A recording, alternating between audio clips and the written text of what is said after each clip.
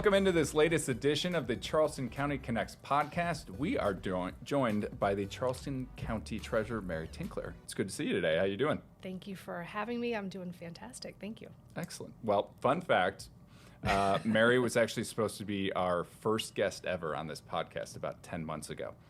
You were unable to make it. That's true, and I appreciate you asking me for the first go around because that means that our office is doing something great, which I think so. Always. So, why were you unable to make that one? Well, a little girl named Goldie arrived in my life, and so today she is 10 months old. So we have had that 10-month stretch, and she's doing fantastic. And I am figuring out motherhood. But she's such a joy, and it's been so fun watching her grow and learn and develop. So lots of fun. So throughout my time at Charleston County, I've had a lot of email responses when somebody couldn't make anything. But somebody saying, "I'm not going to make it. I'm going into labor." I mean, that's top 5 on the list. So I do appreciate your honesty and your responsiveness while in the hospital. That was pretty impressive. You're welcome. Back to what you do on an everyday basis, along with being a mother. You've been the treasurer elected in 2016, sworn in 2017. Yes. A lot of strides in your office since then. Do you have anything in particular that you point to that has been a benefit to the citizens since you've been here? There are a couple of things that I have, loved being a part of in my office. First and foremost, it's the ability to help people pay taxes. I mean, making it easier. We have, since I've been in office, been able to add new ways to pay online, also new ways to pay over the phone. It is a bilingual service, which is, I know, very helpful for our community, but being able to pay online, while we do have a service fee for credit card payments, we do offer eCheck, which is an electronic checking system, free of charge. We want to make sure that you don't have to necessarily come into the office to make that payment, or save yourself some postage. So that's one of the things that I've been happy about, is just kind of utilizing a technology to make it easier to make those payments. Another thing that I'm super proud of is just literally helping people make payments throughout the course of the year rather than all at once. So in South Carolina, unlike other states, our real property taxes, so our real estate property taxes, are due once a year, and they are due what we call an arrears. So while we're paying them in up to mid-January, they are being paid for the year previously, and so. I know that comes at a time when people have just gotten through the holiday season, right. And they're looking to have mortgage payments and help pay for the holidays. They want their families to enjoy that, and I recognize that. I want to make sure that happens too. So what we have been able to institute in my office since we've been here is an installment payment program, and that is allowing people have the ability to pay installments of the real property taxes over the course of 6 payments rather than 1. It is a prepayment program, if you will. So it's not going to be, for example, today is December 6th, and so it's not going to be for the tax bill that is currently on the system. We are using installments based on last year's taxes. So if, for example, you are not signed up in this program at this time, you would need to pay the tax bill that is currently on the system and due by January 17th, in order to be able to enroll in the program at this time. But once you are enrolled in it, we are, again, using last year's tax bill. So say, for example, it's a $1,200 tax bill. I'm going to divide that number by 6, and the first 5 installments are going to be equal payments of $200. So beginning February 15th, and then every other month thereafter, you will be paying $200, and we will hold that essentially in escrow until the tax bill comes out in October. which the auditor's office is creating those tax bills at that time. And once that bill is known, and if there's any kind of adjustment on a value of a property or the millage, we would know at that time what the actual bill is, and I could give you a balance bill. So that sixth payment is going to be the balance bill. While we're dividing things by 6 initially, that's going to be the first 5 installments. And then the sixth one is going to be balance bill, which typically does not adjust that much. Yeah. So that is one of the things that I've been most proud of. It has truly helped people stay off of a tax sale, which, I joke with the delinquent tax collector, I would prefer to put him out of business. I don't want that to be the stress that is in someone's life. It's also helped people stay away from penalties. And, when I look at, an up to 15% penalty charge on a tax bill that can sometimes double, practically double a tax bill, it is tough, so I want to make sure that people are paying what they need to pay and nothing more. If somebody has, does their tax bill number or total change whether they're in the installment plan or paying it in one lump sum? It does not. It does not change their tax bill one bit. There is no fee to sign up and apply for this. And when I say application, it is essentially, I just need to have in writing that you want to be a part of this program. And we will then send a coupon book out to you with those first 5 installments at the beginning of the year, usually at the end of January, early February, so that you can, have that amount, of course, and then also keep track of your payments over the course of the year. But no fee. And if you were, for example, to miss the April 15th payment, there is not going to be a penalty charged to you. The only time a penalty is going to be charged to you is when the bill actually comes due, and that's in mid-January. So again, as long as, we want to make sure you can pay 2 installments at once. It's essentially there for you to just kind of help with cash flow. We want to make sure that, the intention of the program is to keep you on track over the course of the year to be paying on time and not have to be penalized and not have to pay any additional fees to delinquent tax for, certified mail or whatever. And then, if it went to a tax sale, you would be charged interest to the bidder. And so again, it can significantly increase a tax bill that we want you to pay the right amount up front first. So so that's one of the things I'm super proud of. Yeah. And again, we have thousands of people enrolled in this here in Charleston County, from those that have property at 4%, which would be a legal residence, a primary home, to people who have properties at 6%, which would be anything from a business owning a commercial building to someone who has an investment property, a rental property that they need also help just kind of managing that cash flow. So, anybody and everybody can be in this as long as they are current on property taxes. And they do not, of course, have their property already escrowed in a mortgage. 33% of Charlestonians, Charleston County taxpayers, have their properties already escrowed in a mortgage. So, this is for the remainder of those county owners. And it's a great benefit. And like you said, we're in December. This is the time of year where everyone's looking at their end of year balance, and then they can move forward to next year and start planning. Yes. They do that in person, online. I noticed on your website there is a downloadable application.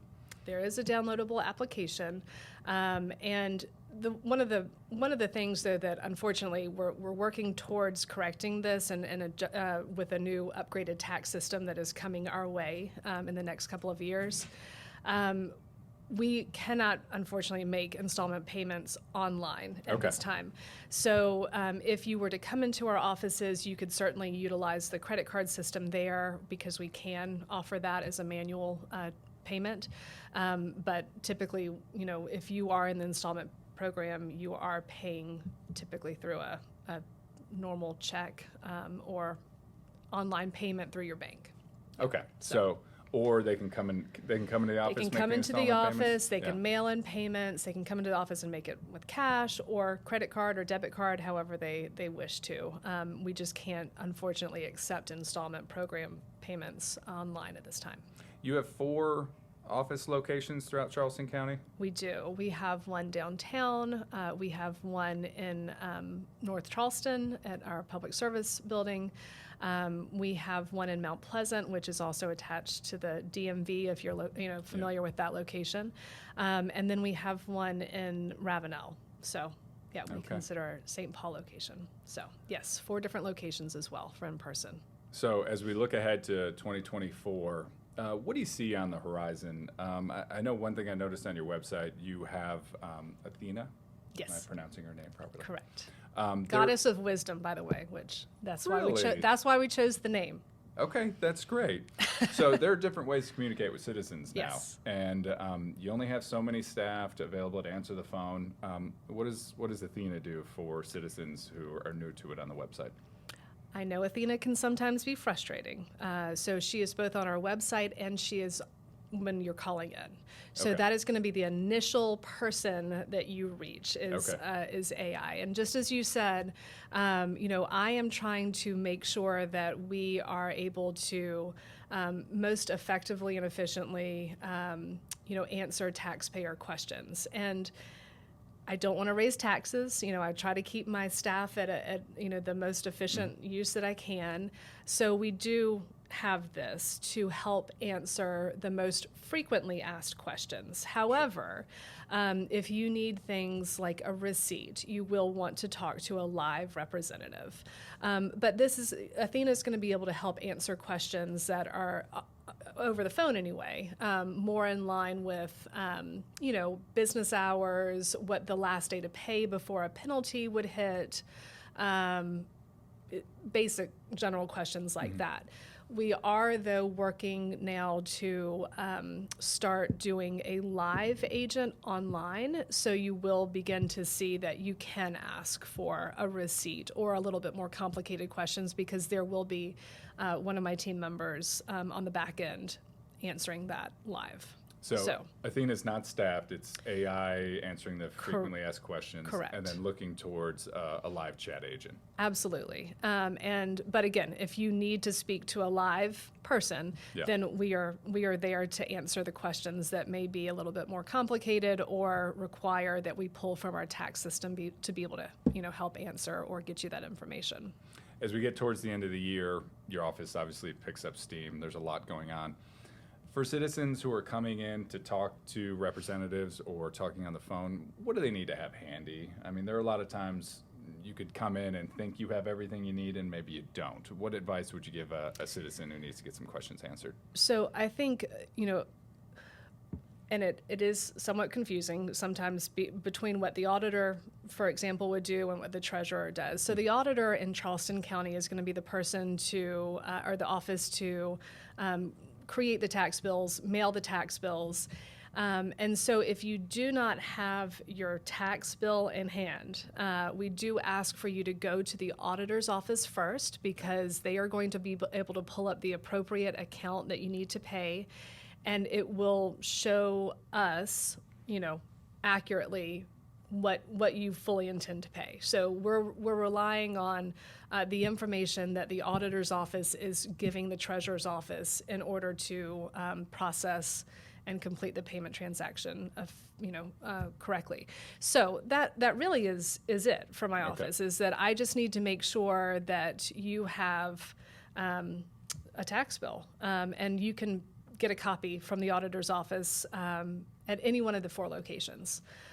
Or, if you were to call in, and they would be happy to email you a copy of the bill as well. It's just, we use that to keep with our work to ensure that if anything, if we got a call back about an issue, we would be able to refer to that tax bill and know that that is the account that we process that payment on. Okay. Because it was given to us directly by the taxpayer. Okay. So. A lot of information in this podcast.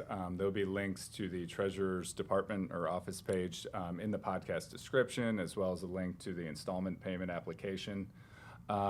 Anything else you want citizens to know as they get towards the end of the year? Well, not necessarily towards the end of the year, but again, one of the things that I'm proud of that our office has done is begin to issue motor vehicle decals. I mean, in addition to That's collecting real estate property taxes, my office is, of course, collecting the property taxes for motor vehicles and boats and, motors, et cetera. But we have worked collaboratively with the Department of Motor Vehicles to make sure that we can offer this decal issuance service from our counters. So at the time of payment in any one of our 4 locations, in-person payment, if you chose to, you can receive, typically speaking, a decal from our counters for an extra $1. So it's just that $1 is going to cover, the additional printing cost and things that we are using to do that for you. But it's been very, very useful and helpful to Charleston County taxpayers who otherwise may,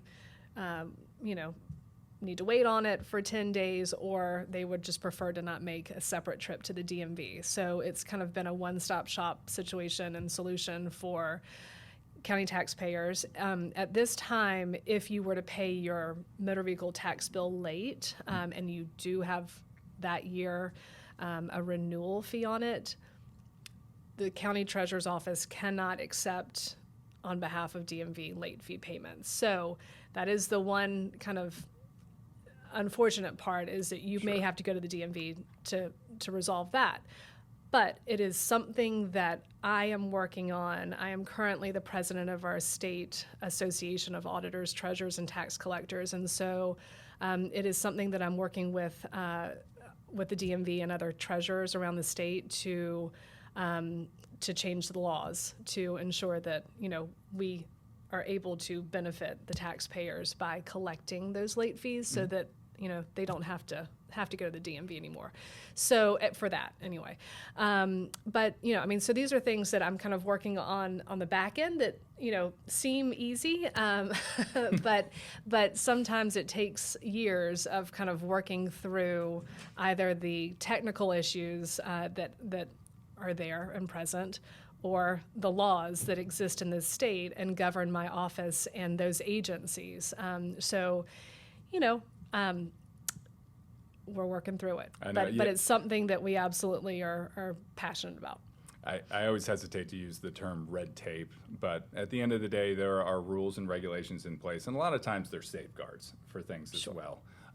But just getting back to that decal thing, so if you're paying your bill on time, you can walk in any of your 4 locations, pay the bill, and for an extra $1, you get the decal right then and there. Yes, you can. Because who checks the mailbox anymore? Well, or if you're heading out of town and you're driving into other states who don't have the access to the South Carolina DMV system, it's peace of mind. That's what I'm trying to give people, is peace of mind. Excellent. Well, we covered a lot of ground. Certainly, we appreciate all the efforts you make in the Treasurer's office, and we look forward to what's to come in 2024. Thanks for coming. Thanks, Sean. Appreciate it.